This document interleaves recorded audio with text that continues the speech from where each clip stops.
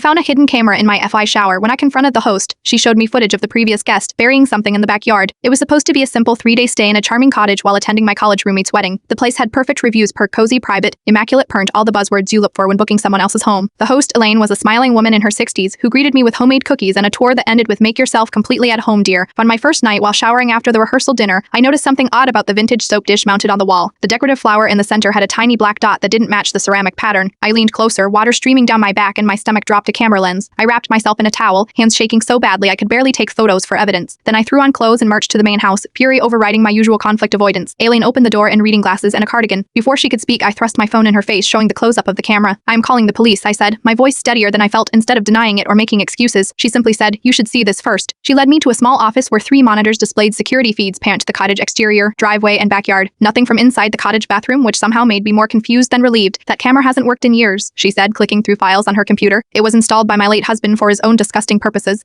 I disconnected it after he died, but removing it would damage the vintage tile." "Then why? This is why I keep the security system running," she interrupted, pulling up a saved video. The time and stamp showed 2 a.m. 3 nights earlier. A man, Parrot, athletic build, baseball cap pulled low. Parrot was digging frantically in the far corner of the backyard beneath an oak tree. He kept looking over his shoulder as he lowered something wrapped in plastic into the hole. "That's Jason," she said quietly. "He stayed for 5 days, left yesterday morning." My skin prickled. "Did you call the police?" "Not yet." She removed her glasses. "My son was a police officer. He was killed during a domestic violence call 3 years ago. The department botched the investigation so badly that his killer walked free." She looked directly at me. "I don't trust them to handle this properly, but I trust my instincts, and they're screaming that whatever's buried there isn't good." I stared at the paused image of the man patting down disturbed earth. "What do you want from me? Help me dig it up. If it's nothing, I'll remove every camera on the property and give you a full refund plus $1,000 for your trouble. And if it's not nothing," her eyes hardened, "then we call the police together and you make sure they do their job right this time." 4 hours later at 1 a.m., we unearthed a waterproof bag containing a blood-stained shirt, a knife, and a wallet belonging to a woman named Patricia Kendrick. When the detective arrived, I watched Elaine transform from a sweet grandmother into a force of nature, recounting every detail of Jason's stay, providing receipts, security footage, and his full booking information. As they left with the evidence, the detective said they'd been searching for leads in Patricia's disappearance for 2 weeks. I stayed for 3 more nights, porn in Elaine's guest room, not the cottage. We spent evenings talking about her son, my career plans, and the strange circumstances that brought us together. Yesterday, Elaine called to tell me they'd arrested Jason. Patricia was found alive, held captive in a remote cabin.